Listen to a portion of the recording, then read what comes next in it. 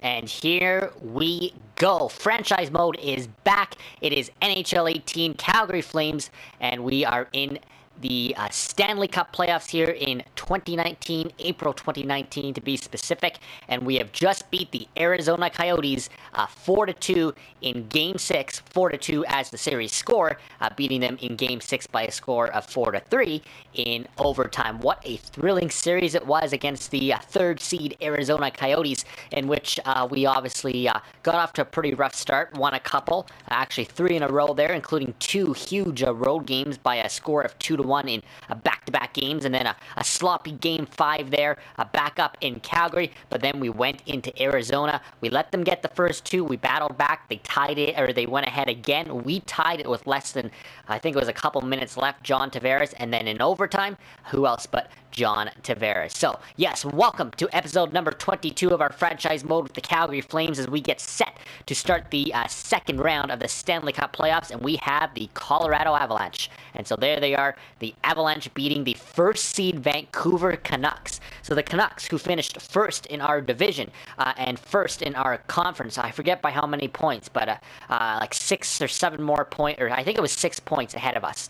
They beat us by 6 points to claim first spot in our division and in our conference, and the Colorado Avalanche have went ahead and knocked them right out. The Avalanche, probably the 8th seed in the West as one of the wild card teams. They get in, they knock off the Vancouver Canucks. We, the 2nd seed Calgary Flames, knock off the 3rd seed Arizona Coyotes in the Pacific. And you can see there in the Central, it is St. Louis, Chicago, and there in the East, Toronto gets by, and they will play Tampa Bay. And then, Carolina and Columbus. So Toronto on looking for back-to-back Stanley Cups, I should say. They are back-to-back President's Trophy champions. So, like I said, welcome to episode 22. We are set to welcome the 38, 35, and 9 Colorado Avalanche in round 2 of the Stanley Cup playoffs. So this should be exciting. So lots to get to in this episode here. We're going to take a look at the Avalanche, their lineups, and their stats here in a second. But let's just quickly take a look at our playoff stats and how we did in that first round. So, we will start with our player stats just quickly. Dougie Hamilton is leading the way in 6 games. Through 6 games, he has 7 points, 6 assists there. John Tavares, who really showed up in the second half of the series, with a bit of a slow start, but like I said, picked up that game-tying goal, and then eventually the overtime goal in Game 6 that decided the series. 6 points there for him. 6 points for our other superstar Johnny Gaudreau, 3 and 3. Bennett there with 5, playing on that top line with Gaudreau and Tavares. There's Brody with 5. 4 points for Sean Monahan, -1, but 4 assists in that series. Tkachuk with 3 points on that second line. Mark Jankowski really stepping it up in the playoffs on the third line. He is a -2, but does pick up 3 points, as does his line mates Christopher Stieg and Michael Frolik. James Neal, he's on the second line. He had a big goal there, 2 points, but hey, we're not focused too much on him just yet. Mark Giordano had a goal, and that's just a quick look at your other players there. Of note, though, here, -4 for Rasmus Andersson, -3 for Joe Morrow. This was unusual. All season long, both Rasmus Andersson and Joe Morrow were our very steady third pairing there on the third pairing. So this is unusual to see out of these two. They were very, very steady in the regular season. They were in the pluses each and every night, and they just really did a good job stabilizing that third pairing. They obviously had a rough couple of games there in round 1. Now, we did take Rasmus Andersson out of Game 6, and we put in Slater Cuckoo to play 1 game. Where is he down here? There he is right there, Slater Cuckoo, and he did not go in the minuses, so I think what we'll do is, because we won that game, we'll keep Slater Cuckoo with Joe Morrow for now, and we have the option of bringing Rasmus Andersson back in. But Rasmus Andersson at -4 was obviously our worst player of that series in the plus-minus category, so we will just try and see if we can keep Slater Cuckoo in, and then if we have to, we can bring Rasmus Andersson in. But a little bit disappointed with that pairing because they were so good for the entire regular season for us. Very uncharacteristic of them to be in the minuses. Craig Anderson played all 6 games for us, obviously as expected, a .902 save percentage in that time span, so not too bad. Averaging 3 in goals against there, so you'd like to see those numbers a little bit better, but again, at the end of the day, he got us the wins. But .902, would like to see that improve here in the second round. So just a quick look there. We're just going to quickly look at where we did and Colorado did here through that first round. So we will go by goals for. Let's see how many goals they have scored. So Vancouver, who they beat, actually scored the most goals, 23. Where are we and where is Colorado? There's Colorado, 19 goals for Colorado. There's us, 17. So they scored 2 more goals than we did. They also did play 7 games. So they also played 1 extra game than we did. They went to game 7 against Vancouver. So they get 2 more goals, but 1 extra game in terms of goals against. Just taking a quick look here. I expected us to be at the bottom here. We have allowed 19 goals in that opening series, which is pretty rough. And they are, where are they? They're the worst team. I skipped them right there at number 1. So they have let in the most goals in the Stanley Cup playoffs with 23. So we let in quite a few goals with 19. They let in 23. That's right. Vancouver scored the most, which was 23 against them. So not sure. I didn't look at Vancouver's roster. I don't know if Vancouver had a high powered offense. I would consider us to have a high-powered offense. We talked about in the last episode in our lineup matchups. We'll talk about again here in a second, but we talked about it against the Coyotes, how we had a very top-heavy offense, and the Coyotes' offense was more spread out. So I would consider us a high-danger offense as well. I'm not sure what Vancouver had, but obviously they were able to score a league-leading 23 goals against the Avalanche there in round 1. So looking at the power play here, 36.4 is what our power play was operating. That's obviously extremely good.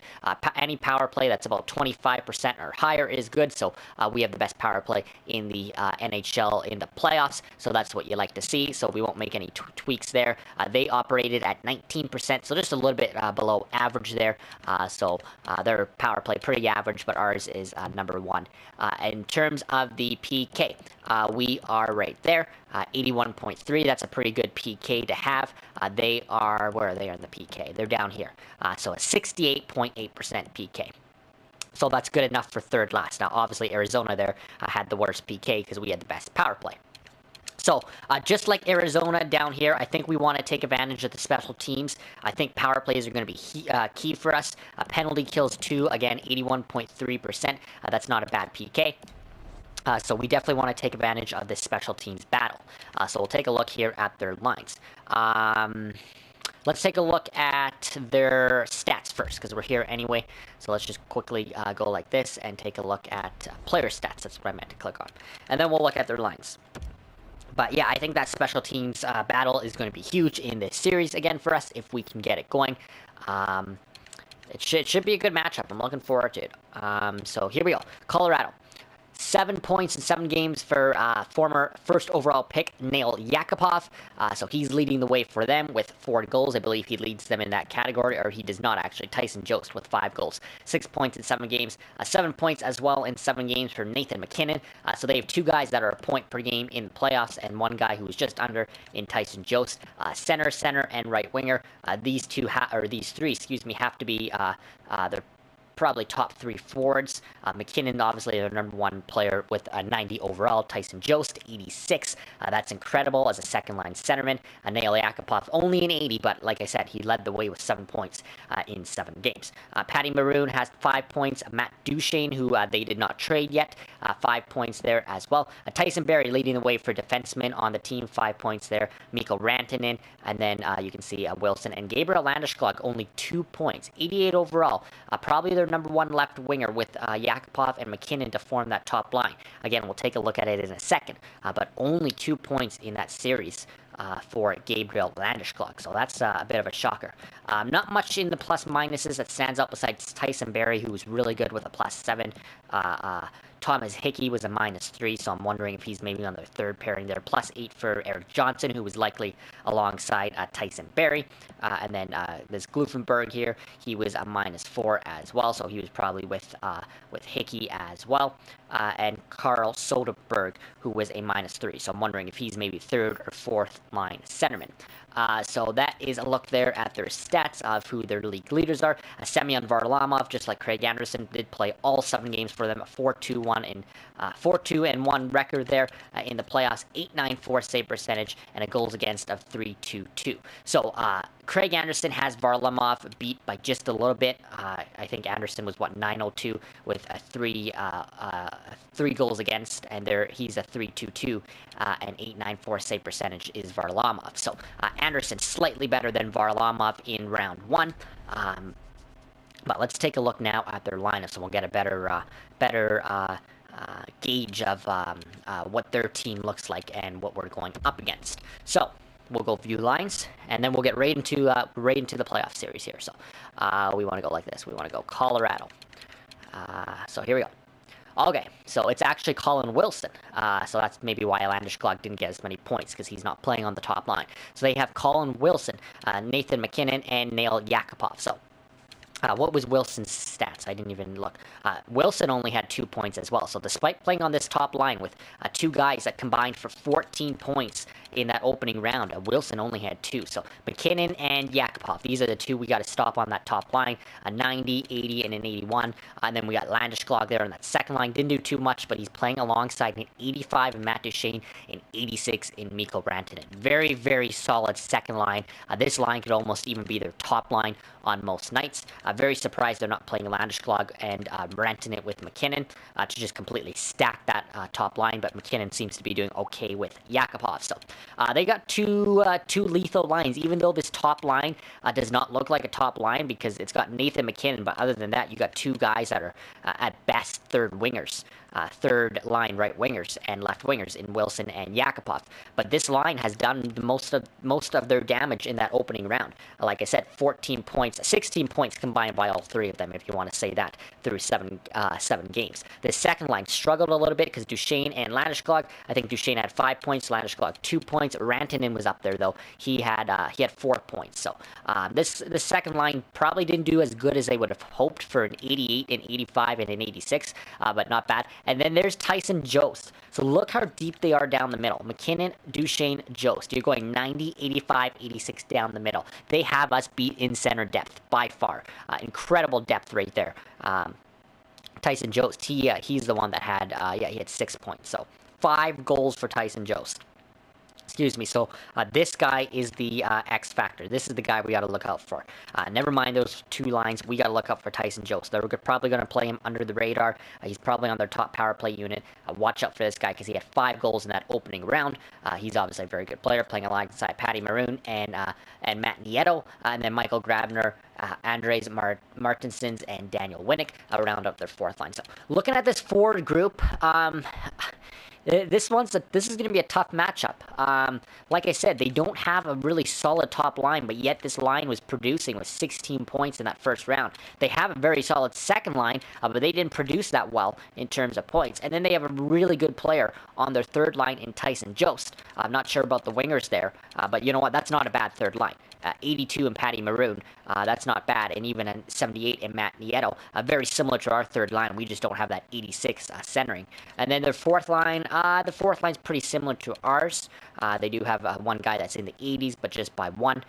So very, like I don't know what to make of this forward group. Like I said, against Arizona, we are top heavy up here, so we're going up with the power up here. But like I said, I don't know. You can't judge by the ratings here because, like I said, this line's doing good. This line's not. Tyson Jost is doing good.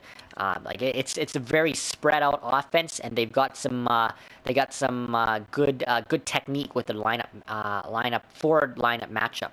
I should say. So I really don't know what to make of that.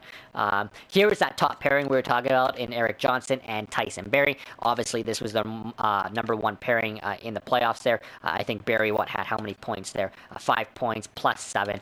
Erik Johnson, just 1 point, but plus 8. Very solid number 1 pairing for them. Chris Bigras and Thomas Hickey, they round out that second pairing. I think Gluffenberg and Soderberg.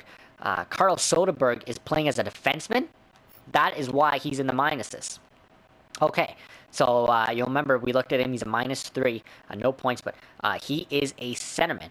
So I expected him to be probably the fourth-line centerman behind Tyson Jost, but he is playing defense. So they must have an injury.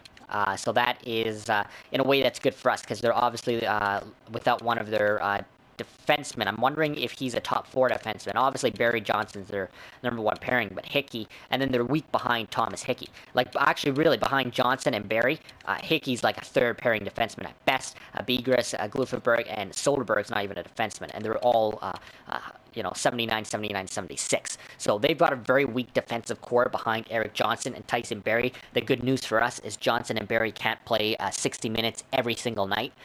So we should have, we do have them beat by far in depth on the blue line. Hopefully our 3rd pairing can really come through in this series because they've got a very weak 3rd pairing with a 76 and a 79. And this 79 is a forward, so I wouldn't even consider him a 79.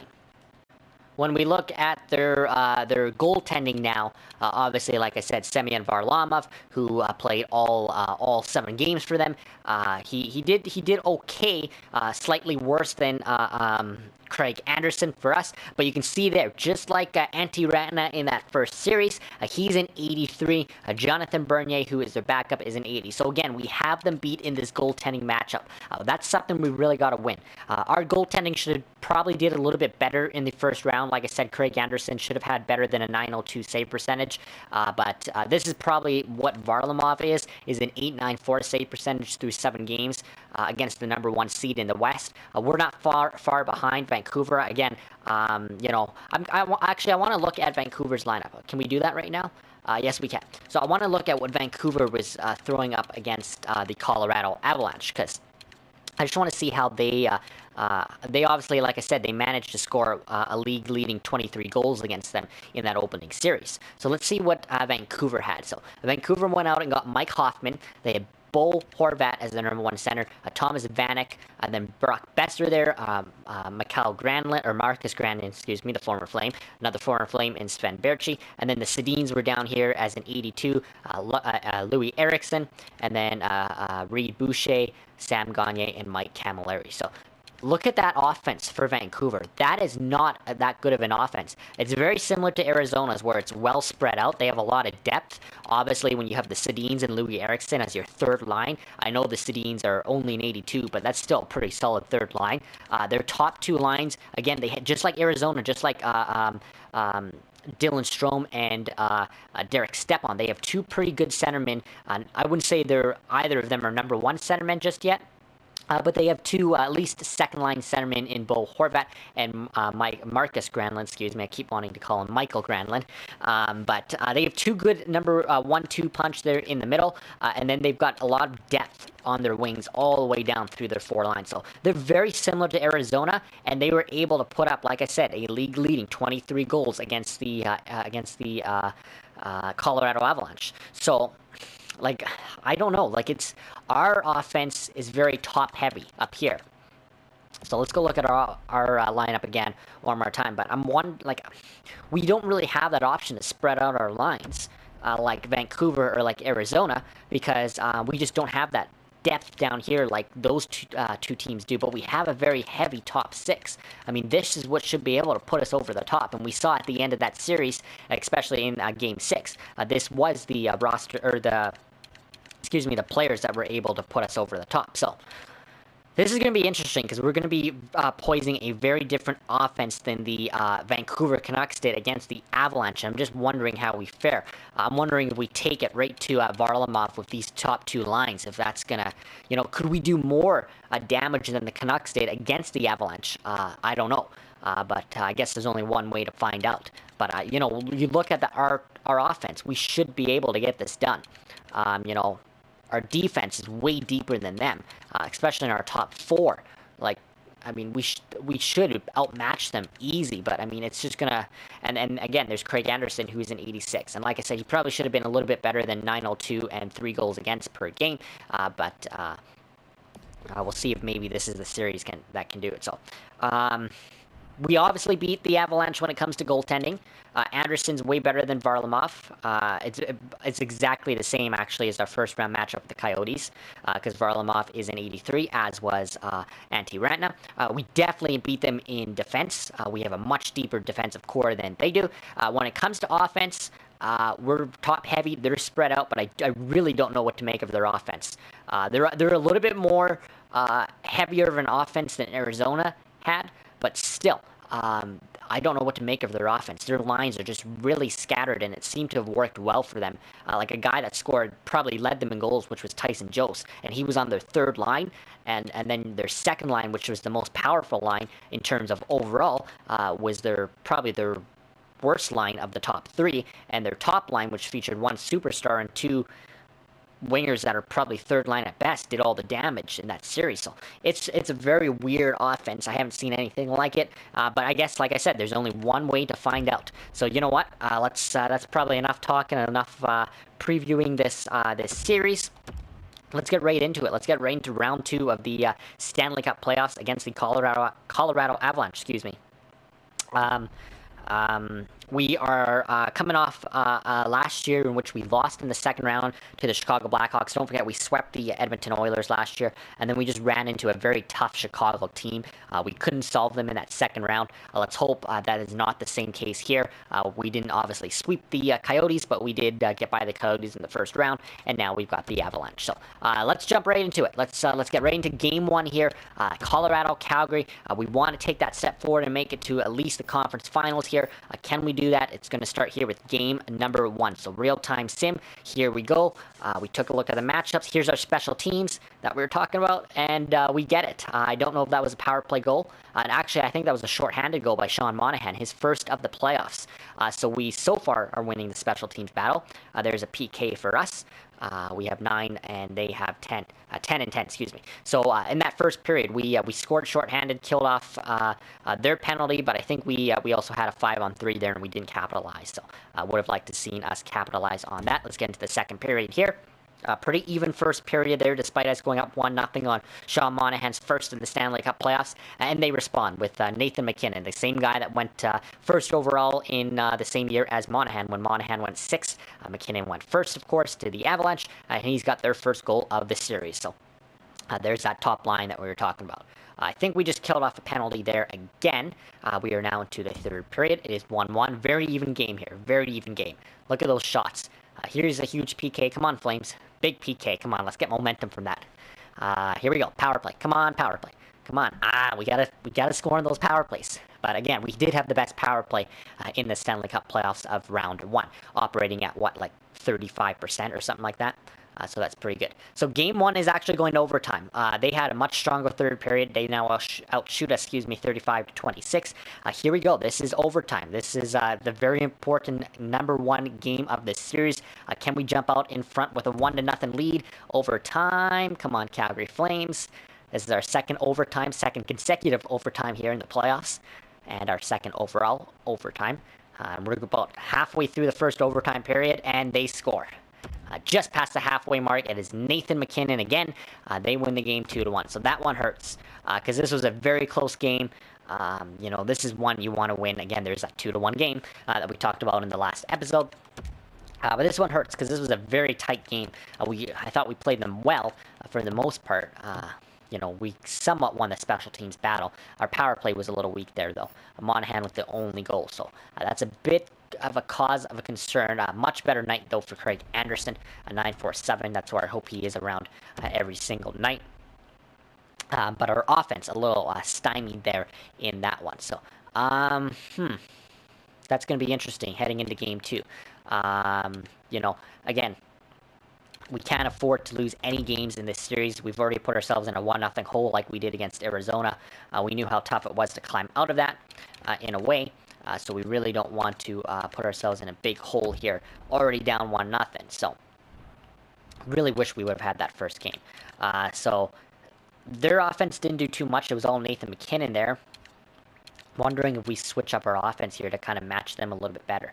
We did not have a goal. In that, we only had one goal, excuse me, besides Sean Monahan. I'm going to flip Neal and Bennett. I'll just see if that sparks anything. Flip Neal and Bennett. We can't really do anything right now in terms of forwards. I will put Rasmus Andersson back in for Slater Cuckoo. I'll make one minor change here. That's the only lineup change we can make. Again, Rasmus Andersson is our only extra skater at this point. Despite our power play not finding the back of the net, I'm going to leave it because it was number one, like I said, in the playoffs in round one. I'll trust this power play unit one more game, and then we'll go from there. So let's see if we can turn around here in game two. That was a very tight game one. I want our offense to do a little bit more here in game two. Obviously, again, we have a top-heavy offense. We should be able to push past them. Power plays are going to be key, though. We got to get some power play goals in this one. Have to get some power play goals. Excuse my grammar. So, here we go. This is game two. We cannot afford to go down in a hole here. Here's a huge PK. There's a big PK for us. We're already in a hole. We can't let them go back to Denver. Obviously, we have to be tied. So there's Monahan, second of the series, second of the playoffs. 1-0 Calgary Flames. So that is good. We're out shooting them pretty bad there in that first 15-7. Let's see if we can keep it up here. And then we do. Dmitry Yaskins on the fourth line. So nice fourth line goal there for us. Here's the power play. Come on, we got to get these power play goals. Come on, their PK was not that good. It was like third worst in the playoffs. There's a second power play of the period, and we don't get anything. This power play is not good. There's Johnny Gaudreau, though, finding the back of the net, and now another power play, and nothing. So that's 0 for 3 on the PP in that second period alone. But the positive was we did strike twice with Yaskins and Gaudreau. So up 3-0 here in the third period. We are out shooting them pretty bad, 35-12. We've held them pretty good until that goal there by Colin Wilson, who's playing alongside McKinnon on the top line. We've got 40 shots on net. Here's a huge PK. Come on, hang on. 41 now. They've scored a second one. They're making it interesting. 18 seconds left, and we hang on. Not liking that ending. 41-21 are the shots. We probably outplayed them pretty bad, but we allow them to get 2 late goals there, and that is not good. So let's just take a look quickly here. We do get the 3 goals, 2-point nights for both John Tavares and Johnny Gaudreau. So that top line playing much better. James Neal had 1 assist on the top line, so didn't do too much, but we'll keep them intact. Anybody who was in the minuses, just Giordano and Hamilton. So nothing too bad there. We do hang on for the 3-2-1. Craig Anderson was playing good until that final frame, until he let the 2 goals in there at the end. But again, we will take it. It is a win, just like they won in overtime by 1 goal. We beat them by 1 goal here. So I think I am going to tweak the power play now, because like I said, that was I don't even think we scored a single power play goal. We didn't. None of our goals came on the power play there, and we went 0 for 3 alone in the second period. We had a couple chances in both the first and third that we didn't capitalize on either. So I will switch up the power play here. Just tweaking it a little bit. We'll keep the same personnel on it, obviously, but we'll tweak it up. So let's see if we, let's put Tavares back in the middle with Monahan. Just flip those 2. This is our 3 best forwards here. We'll keep them intact. Giordano, Brody's been really good in the playoffs, so let's flip Brody and Giordano again. Kachuk, Bennett, Neal, and Versey. We'll just see if that can make a bit of a difference there. Very minor changes between our 2 units, but I want to keep the same personnel because those are the guys that are getting it done. Just weren't getting it done so far in this series. So without further ado, let's jump in right to game 3 here. Let's just keep on rolling here. It's a 1-1 series tie once again. So just like we did against the Coyotes, we went into Arizona and won both of those games. Can we do that here against the Avalanche? So let's see if we can steal a road win here, and that'd be huge to jump in front of this series. We have to. We can't afford to give the Avalanche any life, just like the Coyotes. Despite these being bottom teams in our division and conferences, these are dangerous teams. I mean, again, you looked at those lineups for both the Coyotes and the Avalanche. Pretty dangerous teams, especially with their spread out offense. So nothing in that first period, pretty even. Let's get to the second period here. Come on, Calgary Flames. No special teams, I don't think, in that first period either, unless I missed it. Come on, Calgary Flames. So here's our first PK. Come on, Flames. And we kill it off. Our PK has been very strong. And as I say that, they score. I knew they were going to score on that one, just as I said it. Mikko Rantanen getting it, but Dmitry Yaskins with his 2nd straight goal of this in this series responds for us. What a big player Yaskins has turned out to be in these last couple games. But no, our PK has been pretty good so far in this playoffs. Our power play is what's got to get going. But we have not had a chance just yet. Let's see if we get one here in the third. Tied 1-1. Very tight game here. Very tight. This is another one that's very similar to game one. There's John Tavares, but then there's Patty Maroon. So Tavares gets his first of the series. Maroon responds. Once again, we're deadlocked at 2 here. Come on, Calgary Flames. Push here. We need that push. And there it is. James the real deal Neal on the top line. Gets a goal there. Let's see if we can hang on. There's 2 minutes left. Come on, Calgary, hang on. And we do. Huge 3-2 win in Game 3. James Neal, John Tavares. I wonder if Johnny Gaudreau assisted on both of those. That top line coming through for us yet again in this one. That is huge, and it was 2 points for Gaudreau, assisting on both the Tavares and Neal goal. 2 points for Giordano, 2 points for John Tavares. Neal with that game winner late. That's key. Nobody in the minuses really, just Brody and Hamnick. And then 9-3-1 for Craig Anderson. So much better bounce back night after Game 2. So a very good Game 3. A little bit closer, obviously, than I would have liked. But again, it's the W, just like it was against Arizona. Let's see if we can do the same and get Game 4. So we got to do scouting here. Which we did against the Coyotes, excuse me. So let's send them down to the States here.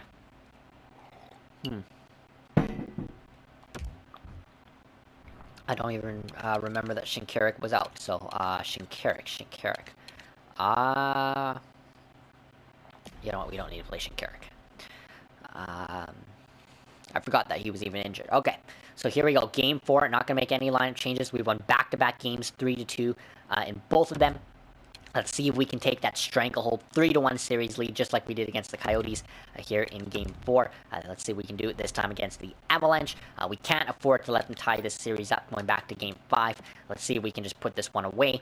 Or start to put it away right here. This is that important Game 4 that I was talking about. Usually the most important game of the series. This could be the decider right here. Landeskog, the captain, getting on the board there for them. 1-0. We have a power play. We don't score, but Giordano does respond. So the two captains finding the back of the net here in the first period thus far. But again, there's our power play that we did not capitalize on. So I don't even know we've had a power play goal yet this entire series. Unless I just missed it, but I don't think we do. So, a second period here. Come on, Flames, another very close one. I don't like these tight games. Oh, I don't like them. So here is an abbreviated power play for both of us, and there it is. John Tavares on the power play, but then McKinnon responds even strength to make this very even. Once again, that I believe is our first power play goal of the series. Let's see, and that was on an abbreviated power play, by the way. So, looks like we will head into the final frame here in Game 4. Deadlocked at 2 yet again, like the last couple games. Here it is, third period. Come on, Calgary Flames. We need this one. We need to go up 3-1. Very badly here. Come on. Come on, Flames. Come on. What a tight third period this is. Halfway through, PK. Come on, PK. Oh my god, and they score. That was an extended power play. They get 2. They're on. That might have been a 5-minute power play right there. They get 3 to put this game away and out of reach. Wow, that power play was a lot longer than usual. I'm wondering, and they got 2 of them right here on the power play, Tyson Jost and Nail Yakupov. So I wonder if we got a 5-minute major at one point in this one. Let's take a look. Let's go all events here, and we'll go down to the third period. And it was a slashing minor by Jankowski. Yeah, slashing minor. Oh, there it is. Dougie Hamilton with the charging major. So Dougie Hamilton got 5 minutes for charging at 9:36 there of the third period. Yeah, it was a 5-minute power play. A bad penalty to take by Dougie Hamilton on the charging call. Something you usually don't see called regularly in this league anymore, but it ended up being the factor. So that was a pretty brutal 5-minute penalty to take, because they did score the 2 goal-ahead goals, and then they got that third one there to beat us 5-2 and tie this series up. So not good there at all. Just looking at Craig Anderson, 8-2-8. Couldn't do too much, though. Again, when you give a team a 5-minute power play there deep in the third period and a 2-2 game, it's not going to be good. So we will go into Game 5, deadlocked at 2 then. That's the way it's going to be. We really wanted that 3-1 series lead, but like I said, it's also a dangerous lead to have sometimes. But I'd rather have it than not have it. But dangerous for sure. So 3-1 in every other series though in the NHL. Blues up 3-1 right now on the Hawks. The Leafs down 3-1 to the Lightning. The defending champs on the ropes, and the Canes up 3-1 on the Blue Jackets. So here we go, a game 4. I don't know if we should do any more lineup changes here. Coming off this one, that Neil Bennett, we can flip them once again.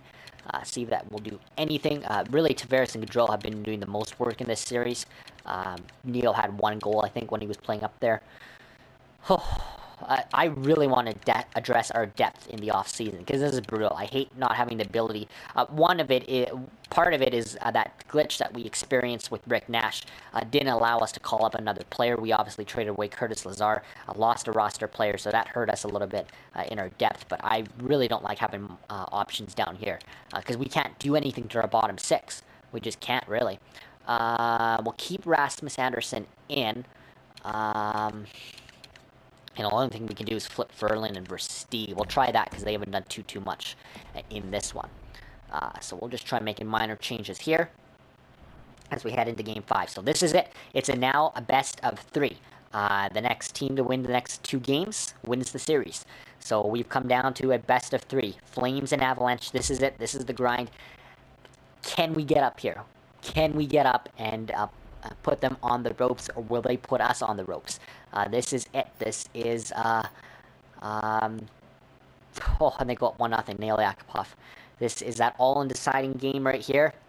The team that wins this will have a chance to end the series in Game 6. So come on, Flames. This is Game 5. There's our power play not responding. Come on, Calgary Flames. There we go, James Neal. James the real deal Neal, second of the series. So he's back on that second line. He gets it done, though. Ties this one up late there in the first. So that's what you like to see. Let's go second period. Come on, Flames. These games are way too even for my liking. But I guess that's what we got with their spread-out offense. There's John Tavares coming through again for us. That superstar, number 1 centerman in John Tavares. And he gets the job done. That is huge. So come on. I think he's still leading us in scoring, too, in the playoffs. So come on, let's hang on with this 2-1 lead. We're going into the final frame here. We cannot fuck this up. Come on, Flames. Hang on for once in the third period. Play a really solid third period here. Come on, Flames. We just got to hang on. I'll take the 2-1. I'll take it 2-1. Let's just hang on. Oh, still half a period to go. Longest period ever. Come on, Flames. Power play. This would be a good time to score. 5-on-3. This would be a good time to score. Jesus, that would have been a good time to score. Come on. Come on. Yes, we hang on. 2-1. We will take it. Very disappointed we didn't get a power play goal, though. We had a 5-on-3 and a 5-on-4, and we just didn't get anything. I do put up 30 shots. They put up 28, but we will steal that 2-1 win. That is huge. We have put them on the brink of elimination, and we have a chance to end this back in Colorado for Game 6. 2-point night for Dougie Hamilton. Nice response after taking that 5-minute penalty in Game 4. Gaudreau and Neal and Tavares putting up points as well for us. As you can see, 9-6-4, much better response too by Craig Anderson. So let's get right into Game 6. We have a chance to end this series right here and punch our ticket to the Western Conference Finals. We cannot afford to let them force a 7th game. Obviously, I just want to tweak our power play once more. So the AHL playoffs have ended. We'll take a look to see if the Stockton Heat were able to prevail against the Tuscan Road Runners, or Tuscan Road Runners, however you say it. But I think they were losing last time we checked on that series. But I just want to quickly take a look, take a tweak here to our power play. So, you know what? I'm going to try something drastic here. We'll put Brody down here. Let's put Kachuk up here, and we'll put Brody down here. Yeah, we'll put Versteeg over there with Neal and Bennett, and then we'll just try something drastic. We're playing Monahan on the point here. You know what? Let's play Gaudreau on the point. Gaudreau on the point. Monahan, Kachuk, Hamilton is a right shot, so we'll put him over there. Just see, like, we're trying to make minor tweaks here, just to see if this might be able to make the difference, because our power play has really struggled in this series. After being the number 1 power play in round 1, I think it's probably the worst power play of round 2, because we have struggled. So here we go. Game 6, Denver, Colorado, a chance to put this one away. We have a chance to go to the Western Conference Finals for the first time since 2004. Can we do it right here? This is it. We cannot give them any life. We can't let them go back to Game 7. Come on, Calgary Flames, put this one away, just like we did against the Coyotes. And Cedric Parquet on the fourth line gets us another huge goal. Here's the power play, new look power play, and it's abbreviated. And then we kill off their power play. So first chance for our new look power play, and it doesn't score. And then Patty Maroon does late in this first to make this one interesting heading into the second. So huge fourth line goal there by Cedric Parquet, but they respond with Patrick Maroon on what is the third line. Come on, Calgary Flames, let's put this one away, please. Middle frame here of Game 6. Come on, Flames. Pretty even game here. Here's that power play. Full power play here. Oh my god, that was a full power play. Like, what is wrong with our power play? We have to win this special teams battle if we're going to win this series. My god. Alright, so, and then they score. Grabner. Oh my god. To take the 2-1 lead. Heading into the third period. We're out shooting them by just a bit, but we have to have a massive third period here if we want to knock them off. Can we come from behind like we did against the Coyotes in Game 6? Let's find out. And it's John Tavares, the same guy that tied that game up in Game 6. He gets the tying goal. Power play here. Power play here. Ugh, I can't stand this power play right now. We do have the game tied, 2-2. Come on, Calgary Flames. Let's put this one away. Let's end off this series right here. Good time to score right here, Calgary. Come on. Come on. Oh, yes, Sam Bennett with 2 minutes left. And we win the series. Game 6, Calgary Flames are going to the Western Conference Finals. Sam Bennett with 1:40 left.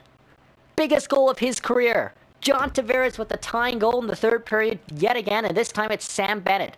Avoids overtime, punches the Calgary Flames past the Colorado Avalanche, and punches their ticket right into the Western Conference Finals. What an ending there for the Calgary Flames. That is huge. Gaudreau and Tavares, 2 points tonight. Sam Bennett with that all-important first goal, or excuse me, game-winning goal, first of the series for Bennett, but he was back on that top line, and he looked marvelous scoring that game-winning goal. So what a huge game for the Calgary Flames. Nothing really in the minuses there for us in this one. Tavares with the tying goal. Who's the... Oh, yes, Cedric Parquet. I forgot who scored the first one for us. That is huge. Goodbye, Colorado Avalanche. You guys are done. The Calgary Flames are moving on. And so we do take a step forward than we did the year before. Like I said, last year we lost in the second round to the Chicago Blackhawks, who just got eliminated by the St. Louis Blues. And so we do beat the Colorado Avalanche to play the St. Louis Blues in the Western Conference Finals. Just taking a look there at the Eastern Conference. It will be the Tampa Bay Lightning and the Carolina Hurricanes. So the Lightning knock off the reigning Stanley Cup champions, the two-time President's Trophy champions, Toronto Maple Leafs. They're done. The Lightning knock them off. They'll play the Canes in the Eastern Finals. We will play the St. Louis Blues in the Western Conference Finals. So what an exciting end here to episode 22. Very weird series against the Avalanche. I really didn't know what to make of it. But it turned out we finished the Avalanche off in 6 games, just like we did against the Coyotes, and we are moving on to the Western Conference Finals for the first time since 2004. We have a chance to play for a ticket to the Stanley Cup Finals. This is huge. So, good ending here to episode 22. Happy to see us move on, and this is going to be a very tough series against St. Louis. We'll take a look at where they finished, obviously, in the Central, because I forget where they finished in the Central. Were they one of the top teams? I forget, but I'm expecting them to have a much more powerful lineup than both Colorado and Arizona. Despite those two teams taking us to 6 games, I expect the St. Louis series to be absolutely crazy. What a Western Conference matchup we have. But exciting end to this one. The Calgary Flames are moving on to the Western Conference Finals.